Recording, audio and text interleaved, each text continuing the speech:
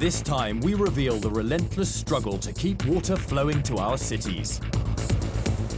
One of these pumps can fill up an Olympic-sized swimming pool in 20 seconds.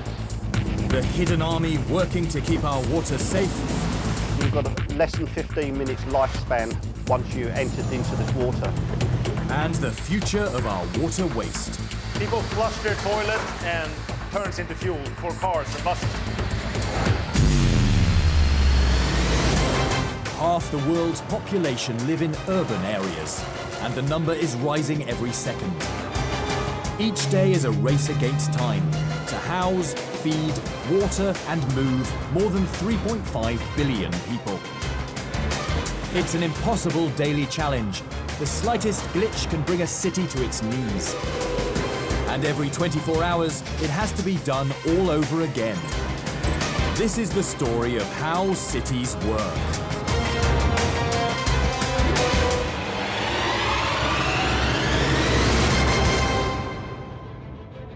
For centuries, cities have been built near a fresh water supply. Without it, we'd be lucky to live 3 days. But this most basic human need can be deadly too. Get the supply wrong and it can poison us. Get too close and it can drown us. Water. We need it and must respect it. With every passing year, the challenge of providing water to billions of people becomes harder and harder. Nowhere is this more apparent than the city of Los Angeles. This is the key to LA's survival. The Hoover Dam on the mighty Colorado River. It is a whole state away. But the reservoir it controls, Lake Mead, is a critical supplier of drinking water to the city. The route to LA runs 250 kilometers downstream to the Colorado River Aqueduct.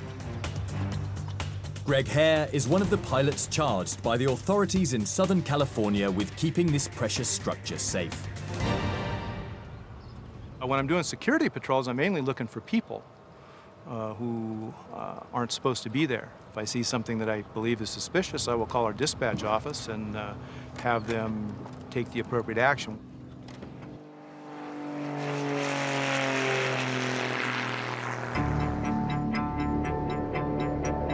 This man-made aqueduct provides Los Angeles and Southern California with approximately 4 billion liters of water a day. Because of its importance to the state, surveillance was heightened after the 9/11 attacks. Our special security patrols are tied to whatever the terrorist alert level is. But it's a huge challenge. The Colorado River Aqueduct is a 389-kilometer network of tunnels, canals, and pumping plants. Its sheer size makes it virtually impossible to protect efficiently from the ground. We patrol the aqueduct with the airplane from the air. The reason we do that is because we can cover the entire length of the aqueduct. But Greg's aerial patrol allows him to police the remotest points of the aqueduct's route where few ground patrols are able to reach. Desolate areas where people aren't around to watch it, you could have something going on out there that you wouldn't know about unless you could fly it there and take a look at it real quick. People aren't the only threat. Greg and his team run constant checks to scan the waterway for signs of damage. The aqueduct must carry the city's water across no less than 3 hostile mountain ranges. In the 70 years since it was built, the population of California has risen by more than 500%. The aqueduct is a backbone of our water supply system. It's been the most reliable delivery of water for the last 70 years for Southern California. The challenge was to get water from the Colorado River some 242 miles into Southern California over several mountain ranges and a very dry and hot desert. Don Nash oversees all 5 pumping stations along the aqueduct, including the Julian Hines plant. We're at Hines Pump Plant. This is the last lift on the Colorado River Aqueduct. It's taken about 25 hours for the water to get here from the Colorado River. This station is the last and most powerful of the pumping stations. Each day it must defy gravity, to lift over 4 million tons of water over 130 meters to the top of Eagle Mountain. And this is the last 441 feet it takes to overcome the last mountain range to get us into Southern California. The power needed to lift the water is staggering. This one pump of 9 that we have here, one of these pumps can fill up an Olympic-sized swimming pool in 20 seconds. It's actually discharging right here underneath our feet and going up the hill some 441 feet to the top of the hill. Don's 9 12,500 horsepower pumps lift water over the mountains. But there's another natural threat waiting just on the other side.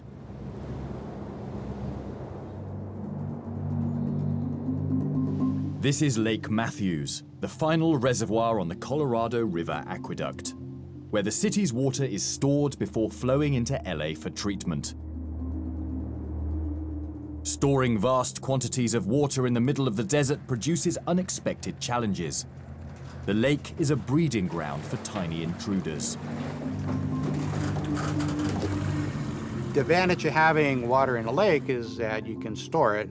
The disadvantage is that now it's a large enough reservoir that is going to behave as a lake. Dr. Rick DeLeon and his team of divers are fighting an ongoing battle against a mighty army of small but persistent quagga mussels. These mussels can actually grow to very high densities. 100,000 per square meter is not uncommon. They have been documented to grow up to 700,000 per square meter. The mussels have no direct effect on the quality of the water, but if left unmonitored, they could block supply pipes to the city with potentially devastating consequences. And when the mussels colonize, they can actually close that space and not allow much water to go through and put a strain on the pumps. So they need to be removed to allow the water to go through uninterrupted.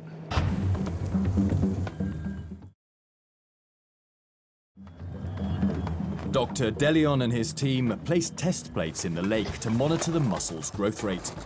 Today, divers Steve and Kelly are retrieving one that's 3 months old.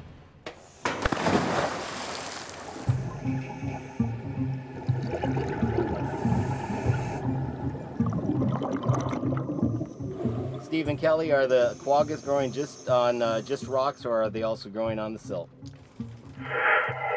So far they're just on the rocks at this point, nothing in the sediment. After a 30-minute dive, Steve rises to the surface with the test plate. It is completely covered in quagga mussels.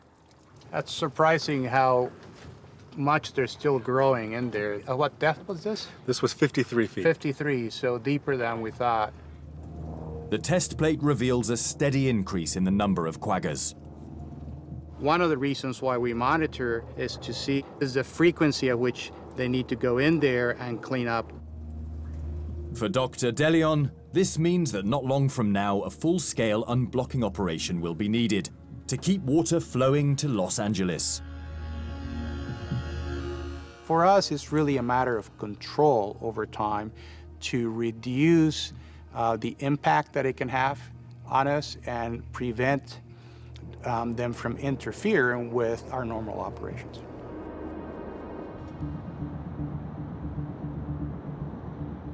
Humans cannot survive without a constant supply of drinking water.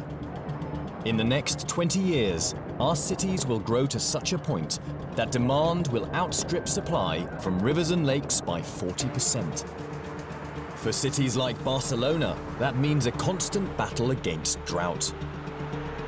The impact is already being felt by Aguas ter Llobregat, one of the city's main drinking water suppliers. We have not enough water to supply all these people. In the last 5 years, Barcelona has turned to a radical new source that could solve supply problems forever: seawater. But seawater has a higher salt content than the human body can process. Drinking large quantities could result in death. In 2009, the city built the biggest desalination plant of its kind in Europe, on Catalunia's shoreline. Overseen by plant director Carlos Miguel Centeno. El mar lo utilizamos como fuente alternativa gracias al proceso de desalinización, con el cual convertimos el agua de mar en agua potable. This brightly coloured superhub of pipes and pressure pumps is equipped to bring an average of 200 million litres of seawater into the plant a day. To make it drinkable, its killer salt content needs to be removed.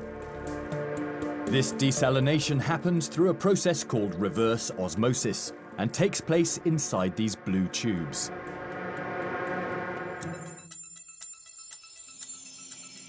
Seawater is pumped through a coiled membrane fine enough to filter out the salt molecules in the water. It allows pure water to flow through to the next stage of its treatment. And just minutes into the day shift, engineers have found a problem with the pressure pump. Carlos Miguel must act fast. A faulty pump could seriously impact Barcelona's water supply. Estamos haciendo un cambio de membranas porque hemos detectado un problema en una de las cajas de presión. Hemos tenido que extraer todas las membranas para poder detectar el problema y hemos decidido que vamos a cambiar una. Seawater can't keep flowing in during the membrane change. So the control room shuts down a section of the plant. This is not good news for Carlos Miguel, as less water is now available to the city. Changing membranes is no easy task. These 7 heavy cylinders must be perfectly placed in their tube for their power and pressure connectors to work. The team add a coat of glycerine to ensure they slide in smoothly. And apply some heavyweight muscle. Once the tube is tightly sealed, the pump can start up again, bringing supply back to full capacity. Pumping seawater through an army of over 17,000 membranes is not enough to guarantee a safe drinking supply. The city's water must go through several purification stages before it's fit for consumption. And it's here in the plant's laboratory where critical testing takes place before releasing drinking water into the city. El laboratorio es fundamental porque aquí es donde controlamos la calidad del funcionamiento del proceso, tanto desde que captamos el agua de mar a lo largo de todo el tratamiento hasta el funcionamiento de cómo están trabajando las membranas y hasta llegar al agua producto final, al agua potable. Biochemist Maria Ohenia leads a team of scientists whose job it is to test samples from every step of the process. After its journey from the sea and a battle against time, this water is now safe for the city to drink. Desalination is important for Barcelona because with this new supply of water, we have 20% of the water that Barcelona needs. Barcelona's use of the sea could be at the forefront of a water revolution, a way to guarantee future supply for the world's growing city populations.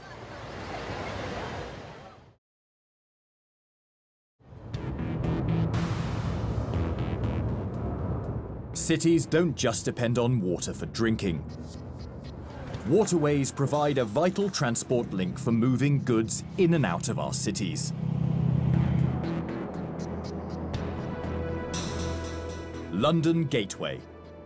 Today, engineers are taking delivery of a fleet of cranes, among the biggest in the world. They're approaching British shores after a 6-week journey from Shanghai. This marks a turning point for London. These key cranes are capable of unloading some of the largest cargo ships in the world at unprecedented speed.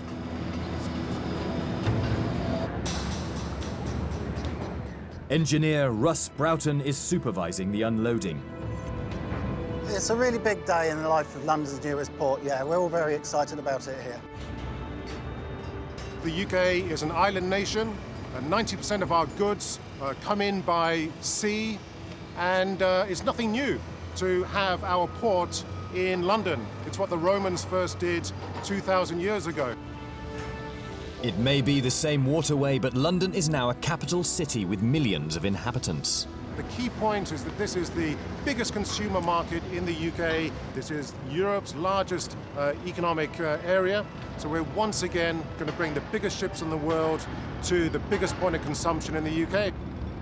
To do that, we need some big pieces of kit. Each crane is 138 meters tall, taller than the London Eye. It's the culmination of years of planning and millions of pounds spent. But Russ and his team are worried. There's no crane in the world big enough to lift each 2,000-ton steel structure onto dry land.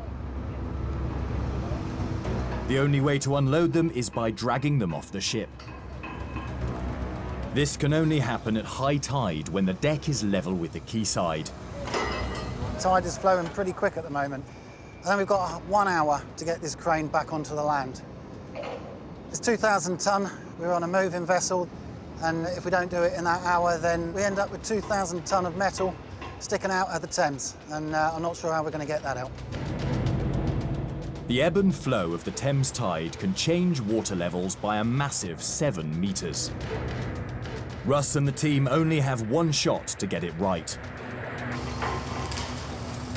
To roll the crane off the ship, engineers must lay down 4 industrial-sized bridging tracks. The vessel and the dock must be perfectly aligned for the crane to slide off.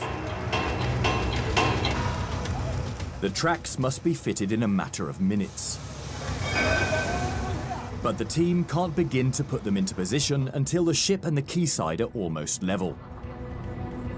This is it now, this is the last couple of minutes to just put the final bridge into position. Any second now, this crane's going to start rolling off. The rails are aligned, but the worst is not over. Yeah, this is it, the ropes have all gone tight now, and you can see the crane starting to move. This is the bit that we've all been waiting for, and it's do or die. They must make this work or risk costly delay. We're now at high tide. We've got about 45 minutes to an hour to get this off safely onto the land. There's another complication Russ can't control, so he relies on engineers aboard the vessel. As the crane is unloaded, its weight threatens to destabilize the ship. To keep it level, engineers must pump thousands of liters of water into the ballast tanks on the other side of the ship. If they get it wrong, the crane could slide off the ship and into the Thames.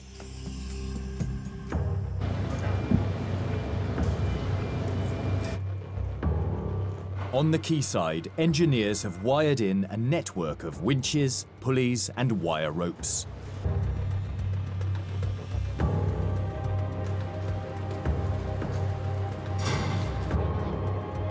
This choreography of slow but meticulous pushing and pulling begins working in combination to control every move of this giant structure.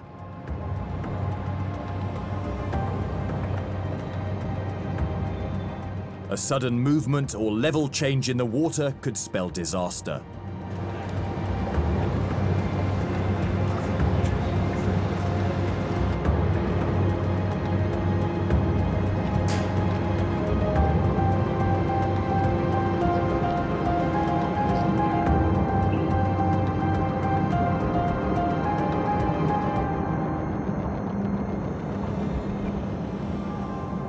It's taken over 40 minutes of coaxing, but finally the crane makes it onto dry land.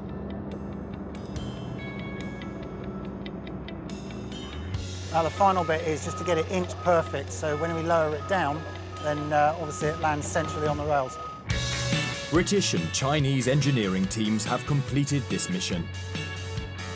And the construction of London's newest port is a step closer to realisation. Thankfully, there were no problems on this one and all went very smoothly. Very happy, yeah. Sweet as a nut. You never know, but it all went very well.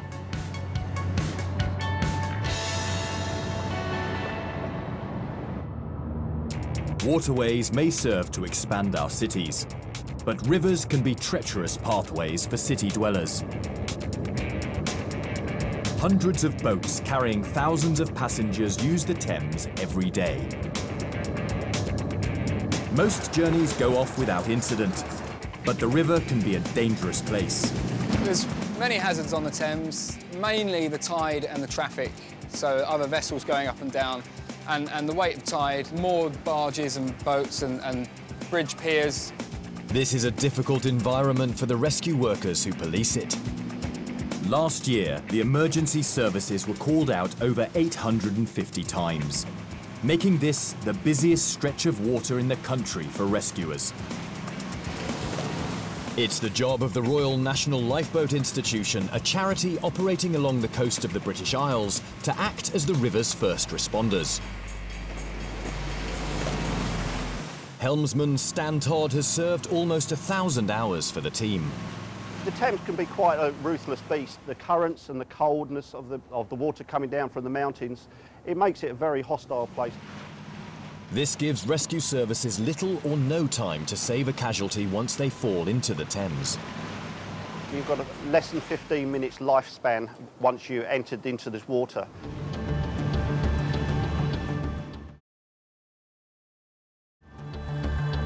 RNLI Tower Station Base is one of 4 on the Thames, set up in the wake of the 1989 Marchioness disaster, which claimed 51 lives. Since then, the RNLI has rescued almost 3,000 people from the Thames. For volunteer John Mullin, there's no other service completely committed to saving lives on the river.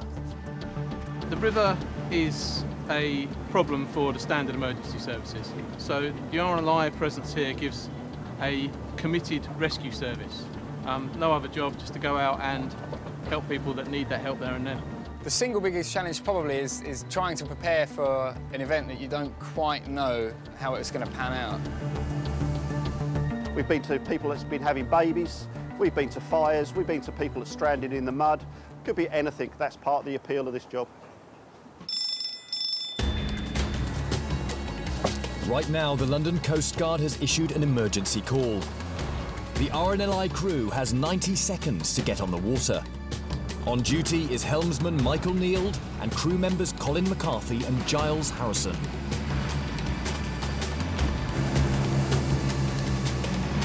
A suspected incident at Westminster Bridge has put all the capital's rescue services on high alert. Police, fire and ambulances are on their way. The London Coast Guard our lifeboat is on scene. But even more testing is the absence of information they're given. The information that comes through to the Coast Guard is, usually done in a panic. It's not by any means the exact picture of what you're going to get when you get there. Nothing obvious, Mick. We got a report of a male threatening to jump from Westminster Bridge. London Coast Guard at this moment are able, with surrounding cameras, to look on the bridge. If a person falls into the Thames, he or she only has minutes to live in water that's 10 to 15 degrees Celsius. Add to that a fearsome undercurrent, and the chances of drowning are high. It's not clear whether anyone actually went into the water, but the emergency services have to take every report seriously. Crew members Michael, Colin and Giles search every metre of the river. At London Tower, we've searched both sides of the bridge. We've got nothing obvious. Additional description, if you don't have it, is 5'7" and medium build. Over. At London Tower, yeah, that was all received. Over. No one obvious. Helmsman Michael Neild needs to stay alert. Powerful currents around the bridge's foundations could easily suck their vessel into its walls. No, he's just on his phone, I think. Leaning on the side. There's no further information to suggest anyone did go into the water. It's starting to get dark. If there was anyone in the river, fast-moving currents would have carried them far downstream. Eventually, the search is called off. Just no trace, basically. That's how the police have tried all avenues and got to a point where they decided that's said there's no point in pursuing it anymore.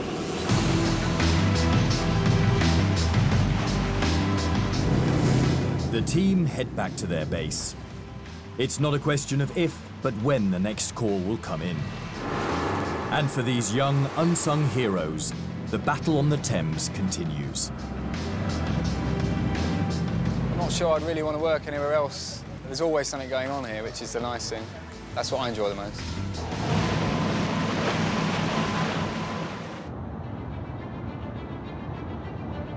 Water can be our worst enemy, but it can also save our lives.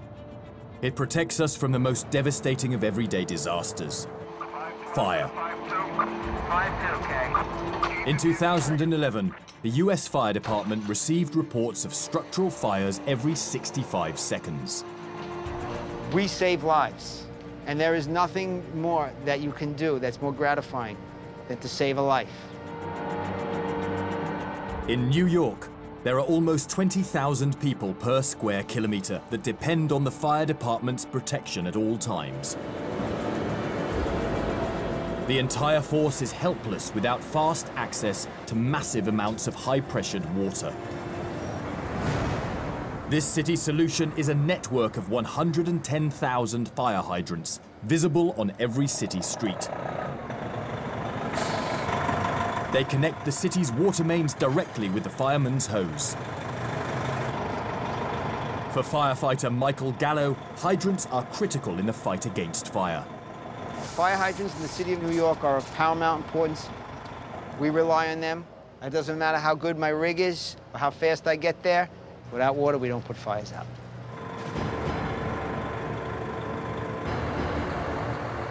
– 6 a.m. One of the city's vital hydrants has been knocked down by a car. The Department of Environmental Protection is dispatching a replacement. A broken hydrant could mean the difference between life and death. John Castiglione and his team have just 2 hours to fit the replacement. But some hydrants in the city date back over 50 years. This is the lead from back in the day. And you see it's soft. This was around the joint. And here's today's technology. See the comparison. This rubber gasket stays in the retaining gland. Back in the day, they didn't have that technology. The hydrant went in around the pipe, and they used to make up the difference of space with the lead. Now today's technology, you're using a rubber gasket, the retaining gland, and the bolts. They go in. It holds everything in place.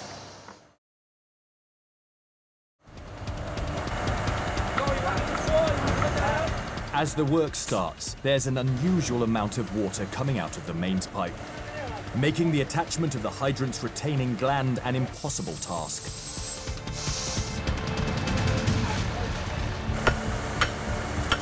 The team bring in a high-powered suction hose to rid the area of excess water. Right now we're gonna install the hydrant. Right on the hydrant branch. We're gonna bolt it together, then block it up. Tighten the bolts up, block up the back, and then we're gonna open up the hydrant gate to make sure the hydrant works properly. It's a tried and tested plan. It takes 5 men and a crane to heave the 300-kilogram hydrant into place. They're trying to connect the hydrant to an older section of branch pipe. And however many ways they try, it doesn't fit. Being that you're trying to repair something that was installed, between, say, 1900 to 1960s, it makes the job very challenging. You might not know if the job's going to take 1 hour or 2 hours. Right now, there's no space. We're going to have to cut the existing hydrant branch back a little more towards the street to give us a little more room. The hydrant needs to fit perfectly. A centimetre out, and it will leak valuable water and pressure needed in the event of a fire. The team need to shave off some of the existing iron pipe to get it to the right size. At times it can be frustrating, especially if you're working in inclement weather. But you know, today, right now, it's a nice day, so it's just part of the game. You want everything to run smoothly, but you expect little problems to go little by little. Try to get past all the bumps in the road. Not knowing what they're going to find every time they dig up the road is part of the job for John and his team. Each job is much different, which makes it very interesting, each day-to-day job. At the end of the day, the jobs all get completed. All the guys come into work safe, and they go home safe. The branch pipe sits right next to a network of vital city services. The team must be careful not to puncture gas, water, telephone and internet lines. Well, there's a lot of utilities in the way. Steam mains and electric lines, oil static lines. So it's much harder to repair the hydrants. Finally, the pipe is down to size, and the workers try the installation again. This time it works. But the job isn't quite over. The team must check all valves are tightened securely to avoid any valuable water seeping out, and that the hydrant drains its own water correctly. The last step in installing a hydrant is making sure that the gasket and the retaining gland and the bolts are tight, and you have the backing and the back of the hydrant, so when you open it up, any pressure against the hydrant, it's fine. And you open it up to make sure it's running fine as well. Once the final checks are made, the surface area is restored with a layer of concrete. But they take for granted the work that goes behind the hydrant to keep it working. This hydrant is now ready for action, along with the other 110,000 in the city. It's been a challenging day for the team as they continue to keep New York armed against the flames. Moving water in and out of our cities is vital to our survival. Protecting and maintaining the structures that make this possible is a massive challenge. In San Francisco, the threat to its water infrastructure is much greater. In the next 20 years, the chance of an earthquake of 6.0 magnitude or higher hitting the area is as high as 60%. To avoid complete collapse, the city is defending one of its oldest structures, its sewer system, against the next big one. Today, veteran sewer inspectors Lorenzo Hale and Fred Gonzalez are assessing a section of the sewer for structural damage. But before their descent, they must check for a dangerous occupational hazard, methane gas. We're about to put the gas meter hose inside the pick hole here just to test the atmosphere for any toxic gas or any methane, because any little spark, if it's methane gas, could cause an explosion. The guys have the go-ahead, but for their own safety, they have just 1 hour underground before they must resurface. San Francisco has one of the oldest sewers in the US, originally built for a population of approximately 50,000 people. It's now a wastewater network for a city 16 times that size. It spans a staggering 1,500 kilometers and can carry over 1 billion liters of city wastewater a day. The stress this puts on older sections of the network weakens its structure considerably. And it's Fred Gonzalez's job to protect it from collapse. 99% of the people probably don't even realize what's underneath the city until they have a problem. Nobody really cares or understands what goes on underground. Their workspace is cramped, hot, and dark. And what we look for in this joint is any sand coming through or any kind of infiltration of water. Sand coming through a joint in the tunnel indicates a weakness that, in the event of an earthquake, could cause a total collapse. What happens is if sand starts coming through, there's no sand between this and the street. If enough sand washes away and a bus drives over it, the bus will actually fall into a hole. This joint is looking good for now, but a section of the wall further along the tunnel is cause for concern. The wall has been damaged during the winter rainy season when these tunnels run at full capacity. If you look right here, all this here is signs. At one time, the water level was this high, up to here. All these are all remnants of toilet paper and stuff that sticks to the wall. So when it rains, this runs full capacity almost. This sewer collects more than 300 million litres of wastewater a day. Enough water to fill 120 Olympic-sized swimming pools. But when it rains heavily, it can be 6 times that amount of water. After every rainy season, we've got to really inspect these big sewers because that's when a lot of damage is being done, which is going to just cause big problems later.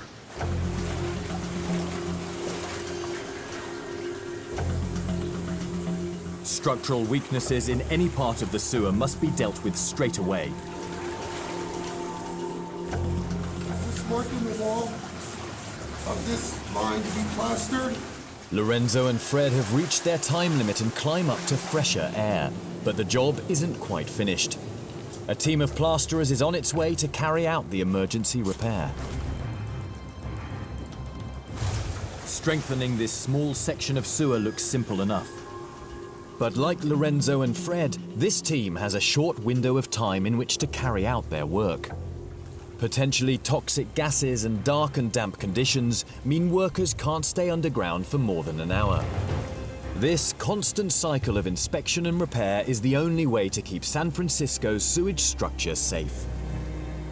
These aren't the sewer's only hidden heroes. Across the city, another rapid response team has received a call-out. People might wash a lot of grease down the drain, and over a period of time it blocks the drain, or they might flush too much toilet paper. There's a blockage in one of the smaller sewer pipes that connects the main drain, causing raw sewage to leak onto the streets. Veteran service engineer Jose Ledesma is proud of his part in keeping sewage flowing under the city. I've been working for this sewer department for 16 years, and I've been doing this kind of work for 30, 35 years now. And I'm impressed with what San Francisco's got. It's got good equipment, good tools for the sewer problems that we encounter. And today is no different. We're responding to an emergency. It's actually called a site service emergency backup. What it's doing, it's overflowing. It's not going out to the main. But the size of the pipe means that Jose can't go down to fix it. Instead, it's a job for Betsy. This is it. This is the one that gets all the work done, right here. Betsy is a 60-centimeter long stainless steel explosion-proof video camera that can get to places humans can't. On this job, Jose and Warren Best are hoping she can show them what the mystery blockage is. It's a tool, you know, you gotta treat it like part of your job. Without this here, you can't do nothing. We ain't gonna have no results on what the problem is. Betsy's always gonna get the job done. From the back of the van, Warren controls Betsy as she travels down into the depths of the sewer. We need to pan and tilt basically to see 360 degrees of the pipe. Any defects that we might have, you know, in the pipe. All right, right here, I'm gonna increase the speed.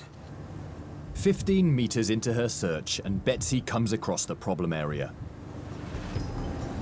A large amount of grease from a nearby restaurant has built up in the pipe. It needs to be removed, and it's Don's job to dislodge it with a high-pressure hose and an industrial solvent capable of breaking down the grease. But the cause of the blockage is the usual offending items. Paper towels are bad. Diapers, they don't break down. Paper towels and diapers, they absorb, like they blow up like 10 times the volume. The jet works the blockage free. It's another battle won for the emergency team. But maintenance alone is not enough to keep a city's sewage system working. In downtown San Francisco, critical construction work is being carried out to protect a main wastewater pipe from collapse. The North Shore Force Main, a pressurized pipe over 2 kilometers long, moves untreated wastewater through the city. But it has failed twice in the last 5 years. A bypass pipe is being built while vital repairs are carried out on the main pipe. This requires digging up the road right in the heart of the city. Construction in a city like San Francisco is very challenging. We're really webbing through a jungle of infrastructure when we're trying to replace a sewer line. The team make every effort to reduce the amount of road surface they need to dig up. But there's no escaping the dangers of working in this densely populated area. Where we are right now, it's the heart of the financial district. We have apartments, condominiums, tourists, visitors, workers, commuters. During any given day, the population of San Francisco doubles when the workforce enters the city, so we have to maintain that support. Despite these challenges, round-the-clock maintenance and new construction play a vital part in keeping the city's wastewater flowing out safely. But it's only half the battle. If left untreated, wastewater can spread disease. The average city dweller uses approximately 200 litres of water a day, flushing the toilet, taking a shower, or doing the washing up.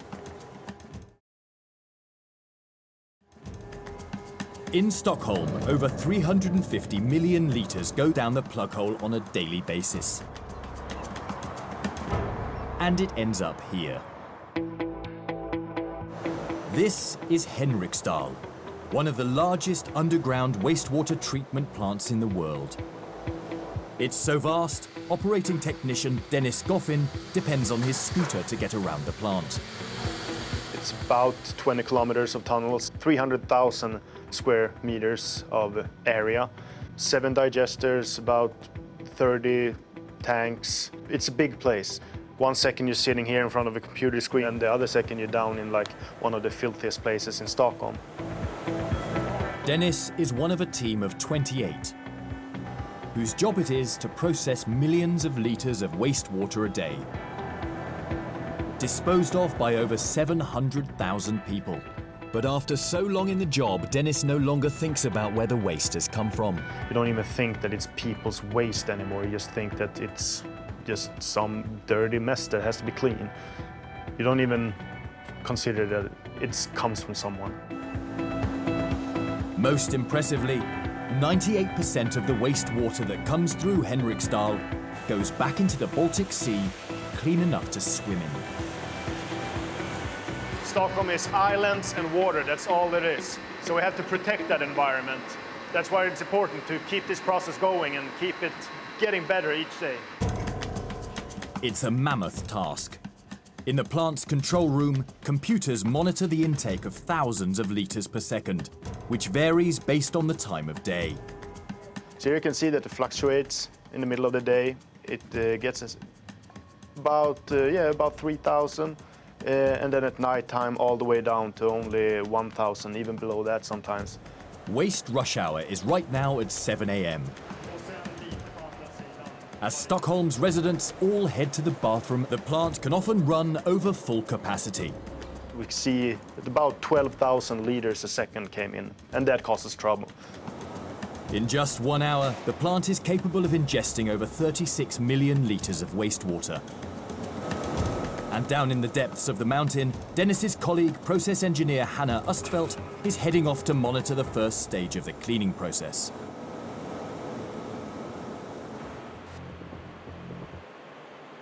Henriksdal has a surface area the size of over 30 football pitches. Like Dennis, the only way for Hannah to get around to complete her morning checks is to take the latest model of sewage plant transport. Everybody needs a bike or a moped to work here. This motorized trike is a definite upside to a job that sees Hannah exposed to thousands of litres of her fellow residents' waste. As we can see, there's a lot of debris from the humans. There's sanitary articles, condoms, food. step screens extract any debris bigger than 3 millimeters from the water. That includes 10 tons of earbuds, tampons and condoms a week. These items could cause devastating damage to machinery and bring the plant to a halt. I think people sort of think that they can throw anything into the toilet, but for us it's a big problem because this material creates a great damage if they continue through the process. But the items aren't limited to what goes down a toilet. The city's drains also empty into this facility with some surprising results. A bicycle, a canoe, and we have seen driving license and even teeth from people. So I don't think we can be any more shocked. Here at these sediment tanks, gravity does the work. Solid matter or sludge sinks to the bottom, whilst cleaner water flows from the top. But it doesn't always go to plan. Today, Dennis and Hannah have noticed something strange during their daily inspection. An abnormal buildup of sludge. We're seeing sludge that should be sinking, but for one reason or another, some bad bacteria has formed and not been taken care of in the biological cleaning process, which means it comes down to this process and creates these carpets, which causes it to float up. With epic volumes of wastewater to process every day, Hannah and Dennis can't afford to let one defect in the chain affect the next. However small the problem, it could escalate in a matter of minutes and have a detrimental effect on the quality of clean water going out of the plant. The team leave nothing to chance and draft in another young member who gives the sludge a helping hand to sink to the bottom. This is regular, everyday business, to just go through the entire process. Does it smell bad? That means it's probably a problem somewhere. Does it look bad? My girlfriend doesn't know what my job entails. No one knows what I work with. People don't even know how big this place is. One of the final processes, known as the biological stage, is critical to making this water clean enough to swim in. And it's completely invisible. Good bacteria devours the organic matter and nitrogen in the waste. And 24 hours later, the result is this. Water in this jacuzzi-style outflow is on its way back to the Baltic Sea at an average speed of 2,000 litres per second. Our job is to clean the water from this dirty mess that we saw into water that we can actually put back into the Baltic Sea with a clear conscience. You don't have to go back that far to see a time where you could not swim in Stockholm. It was actually illegal to swim anywhere in the city of Stockholm. And now you can swim anywhere. You can ask anyone in Stockholm.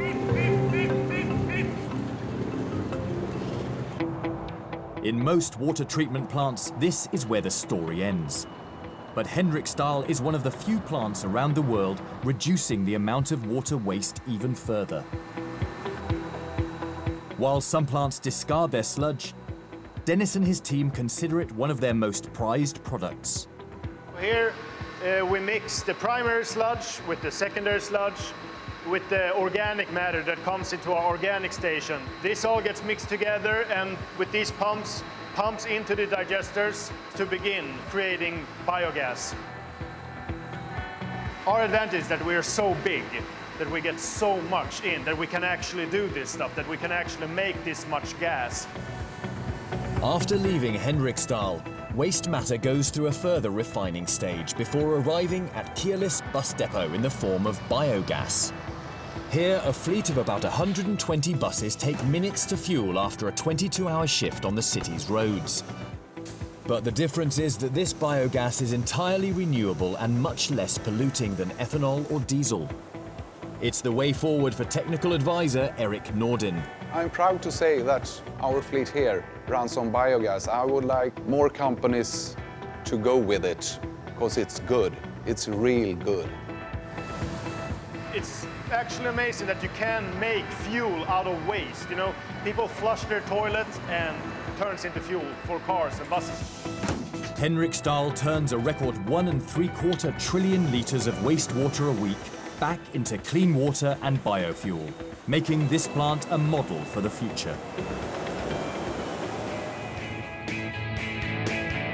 Cities around the world depend on the skill of engineers, scientists, inspectors and technicians to keep our water flowing. Without this hidden army working tirelessly around the clock, our survival, well-being, safety and prosperity would be seriously at risk.